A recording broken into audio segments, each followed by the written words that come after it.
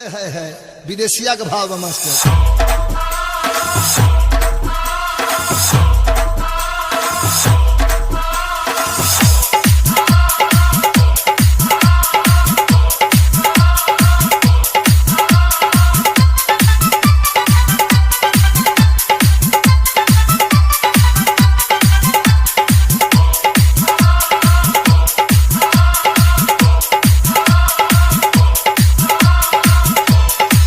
DJ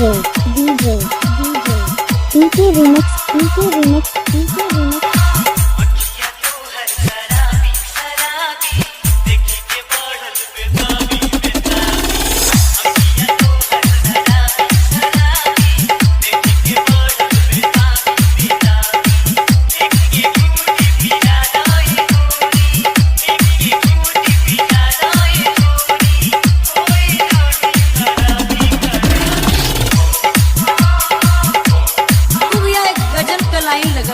जरा ध्यान से सुनिएगा।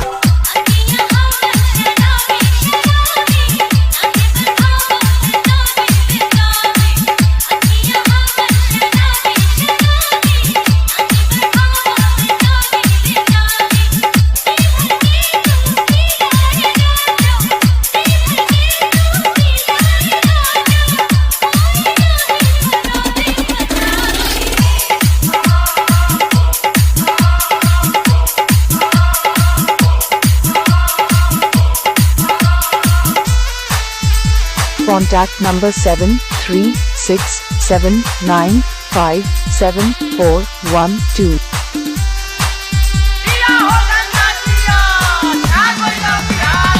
मेरे को जानता नहीं रे। मैं क्या करेगा बाबा जान के तेरे को तू कौन है? तो जान ले समझ ले नहीं तो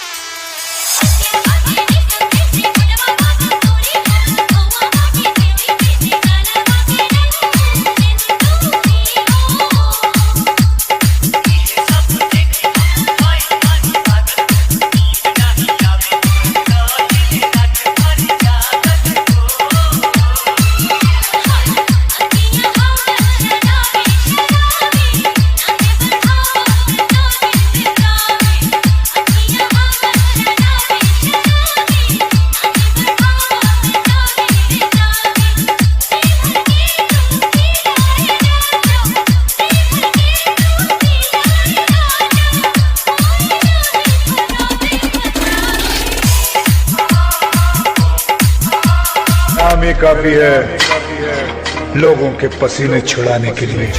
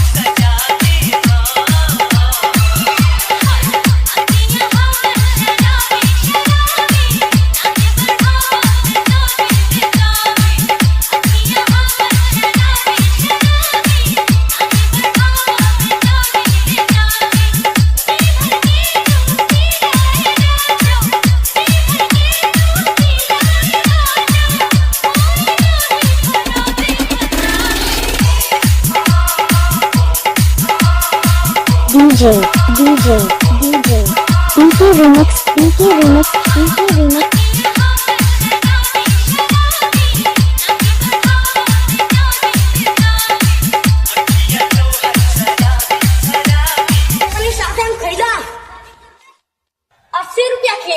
इस सज्जन को क्या तकलीफ है भाई? क्या तकलीफ है इनको?